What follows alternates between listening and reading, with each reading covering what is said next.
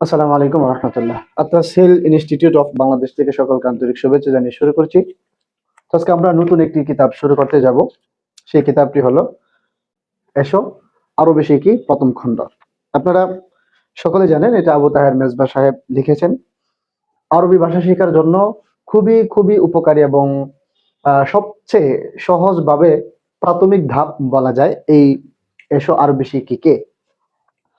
তো যখন আমরা এসো আরবি শিখি নিয়ে আলোচনা করছি, তো আমি এখানে আপনার ৮ নম্বর পৃষ্ঠায় আবু তাহের মেজবা সাহেব দামাত বারকাতুহুম উনি দুইটা বিষয় লিখেছেন। ওই দুইটা বিষয় অবশ্যই আপনাদেরকে আমি একটু শোনাবো, আপনাদেরকে একটু শুনতে হবে। যদি এটা প্রথম ক্লাস এবং একটু লম্বা হয়ে যাবে, তারপরেও এই দুইটা কথা আমাকে আপনাদের শোনাতে হবে এবং আপনারাও আশা করি এটা শুনবেন।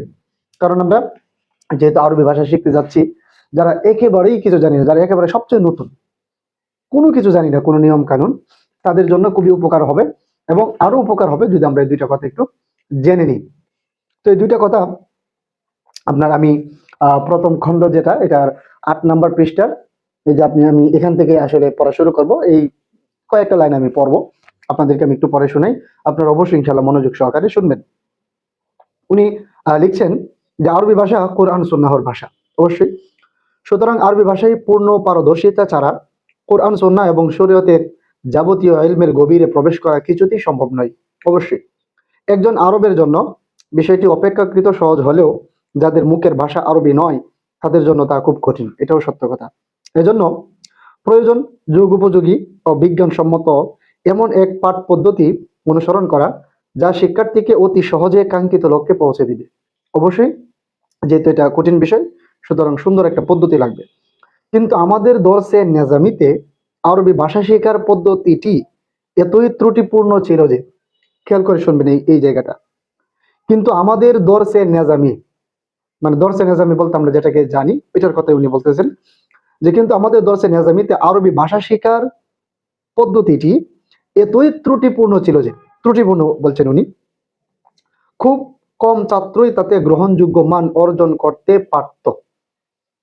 এ পদ্ধতির প্রথম দুর্বলতা ছিল এই যে, মানে উনি এখানে দুইটা দুর্বলতার কথা বলবেন। তো প্রথম দুর্বলতা ছিল এই যে, এখানে ভাষার অঙ্গনে প্রবেশ করা হতো ব্যাকরণ তথা নাহু সরফের মাধ্যমে। অথচ ভাষা শিক্ষার সবচেয়ে কার্যকর ও আধুনিকতম পদ্ধতি হলো ব্যাকরণের প্রত্যক্ষ প্রয়োগ ছাড়া শুধু ব্যবহারিক উপায়ে ভাষার সাধারণ জ্ঞান অর্জন করা, তারপর ব্যাকরণের মাধ্যমে ভাষা জ্ঞানকে সুসংহত করা। মানে উনি বলতেছেন যে দর্শে নাজামির প্রথম দুর্বলতা ছিল যেখানে ভাষা শিক্ষার, আরবি ভাষা শিক্ষার মধ্যে প্রবেশ করা হতো নাহু সরফের মাধ্যমে, অথচ ভাষা শিক্ষার সবচেয়ে কার্যকর পদ্ধতি হলো নাহু সরফের প্রত্যক্ষ প্রয়োগ ছাড়া ব্যবহারের মাধ্যমে।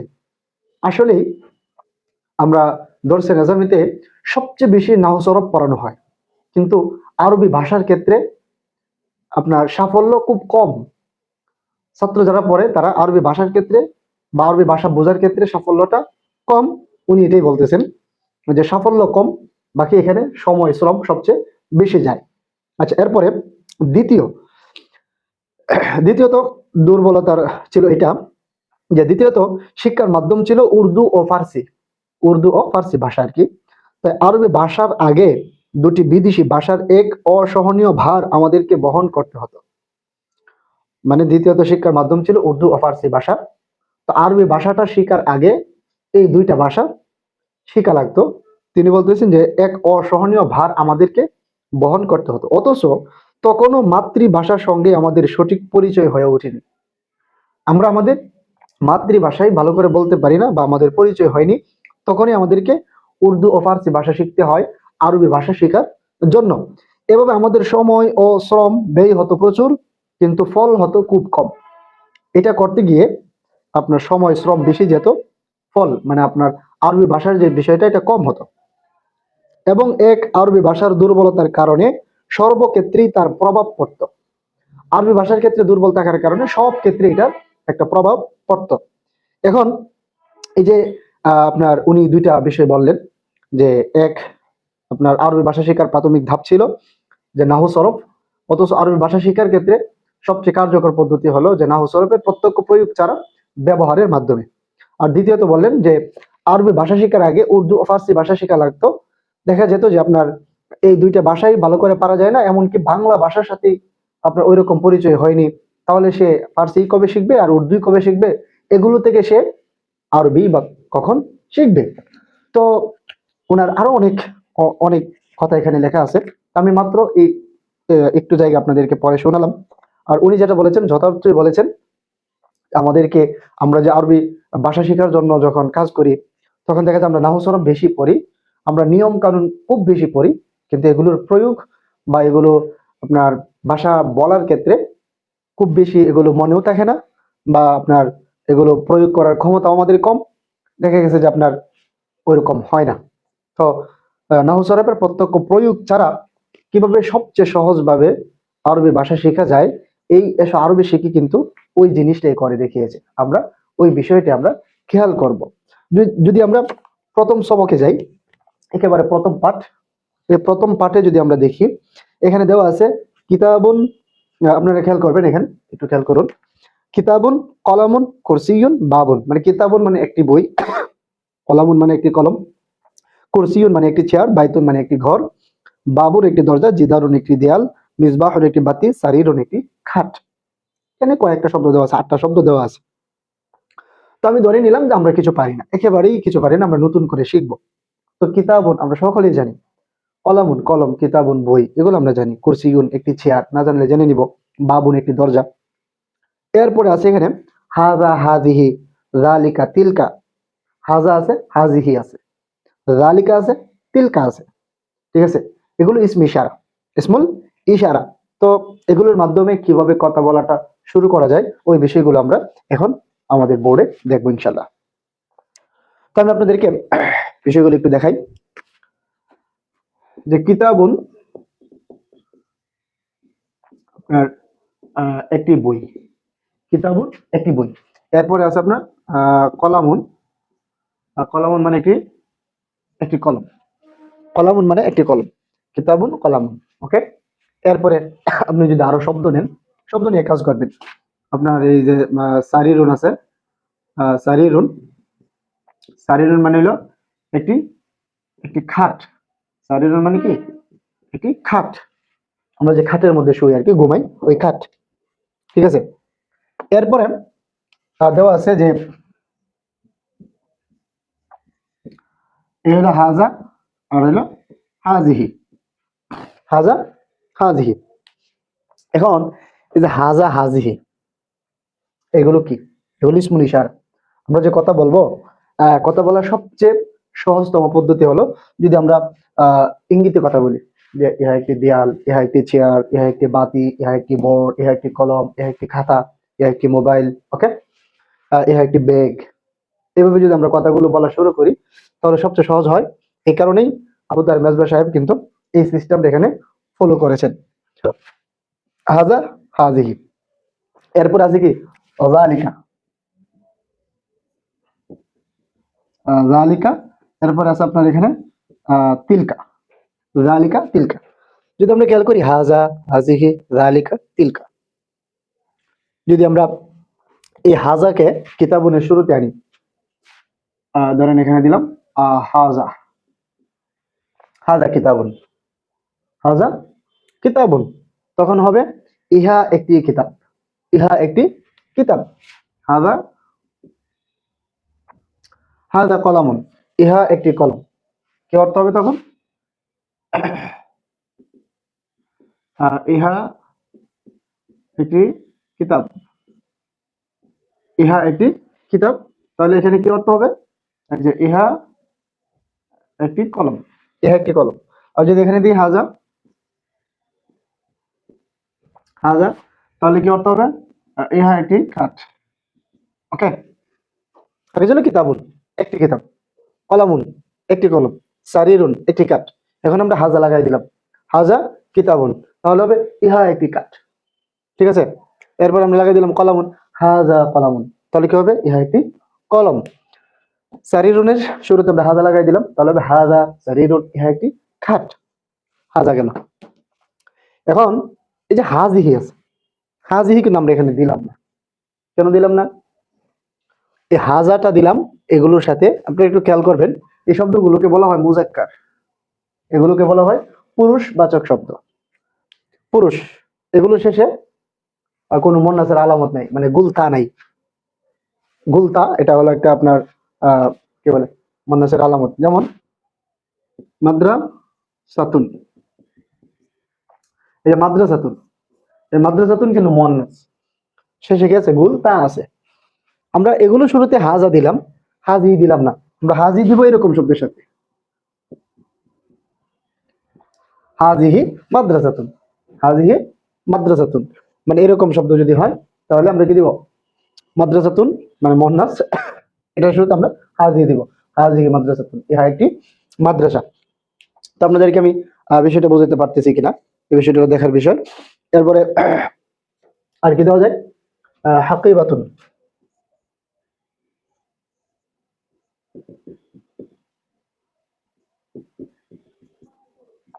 হাকিবাতুন, হাজিহি হাকিবাতুন, ওকে। হাজিহি হাকিবাতুন, হাকিবাতুন অর্থ কি? হাকিবাতুন অর্থ হলো ব্যাগ, হাজিহি হাকিবাতুন। হাজা দিলাম কোথায়? যেগুলো পুরুষবাচক শব্দ। আর হাজি দিলাম কোথায়? যেগুলো মুন্নাস শব্দ। এখন হচ্ছে জালিকা তিলকা, জালিকা তিলকা, এই জালিকা তিলকা এগুলো কোথায় দিব আমরা? দেখেন, হাজা কিতাবুন, ইহা একটি কাছের, হাজা কিতাবুন, ইহা একটি কিতাব। যদি আমরা এই জালিকা, এটা পুরুষের জন্য, যদি আমরা এটা যদি এখানে দিয়ে দিই, জালিকা কিতাবুন, তাহলে হবে উহা একটি, উহা একটি কিতাব। জালিকা লাগাই দিলে কি হবে? উহা একটি কিতাব। আপনি এখানে সবগুলোর মধ্যে জালিকা লাগাইতে পারেন, সবগুলোর মধ্যে জালিকা লাগাইতে পারেন, তাহলে অর্থ হবে উহা। তাহলে জালিকাটা লাগাইতে হবে আপনার পুরুষবাচক শব্দের মধ্যে, আর তিলকাটা লাগাইতে হবে মুন্নাসবাচক শব্দের মধ্যে। এখানে কাজী ছিল, আমরা এখানে তিলকা দিতে পারি, তিলকা মাদ্রাসাতুন, তাহলে হবে উহা একটি মাদ্রাসা। আর তিলকা হাকিমাতুন, তাহলে অর্থ হবে কি? তিলকা হাকিমাতুন অর্থ হবে কি? উহা একটি মাদ্রাসা। বিষয়টা বোঝাতে পারলাম কিনা আপনাদেরকে? হাজা, হাজা হাজিহি জালিকা তিলকা, এই হাজাটা কোথায়? হাজাটা আর জালিকা এই দুইটা মুজাক্কার, মুজাক্কারের জন্য, একটা কাছের একটা দূরের। এই দুইটা, এই দুইটা হলো মুন্নাসের জন্য, এই দুইটা কি? মুন্নাসের জন্য, একটা কাছের একটা দূরের। তো মুন্নাসের কাছের জন্য কোনটা? হাজিহি, মুন্নাসের দূরের জন্য কোনটা? তিলকা। আর এগুলো ব্যবহৃত হয়েছে আপনার এক বচন শব্দের ক্ষেত্রে।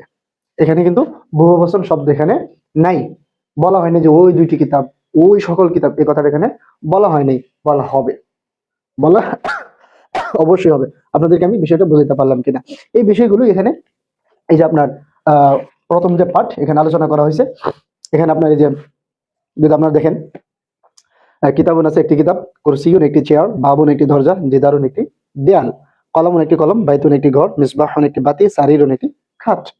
এরপরে দেওয়া আছে হাজা হাজিহি জালিকা তিলকা, হাজা কিতাবুন, ইহা একটি কিতাব, জালিকা কলামুন, উহা একটি কলম। হাজিহি যেটা, হাজিহি এটা মুন্নাসের সাথে যেটা ব্যবহৃত হয়, এখানে বেশ কয়েকটা চিহ্ন দিয়ে হাজা কিতাবুন, জালিকা কলামুন, হাজা মাসজিদুন, জালিকা বাইতুন, এই চিহ্নগুলো দেওয়া। এটা কম চিহ্ন, ছোট চিহ্ন, আর এটা হলো বড় চিহ্ন, মানে দূরা বুঝাইতেছে যে জালিকা কলামুন, উহা একটি কলম, হাজা মাসজিদুন, ইহা একটি মসজিদ, জালিকা বাইতুন, উহা একটি ঘর। ওকে।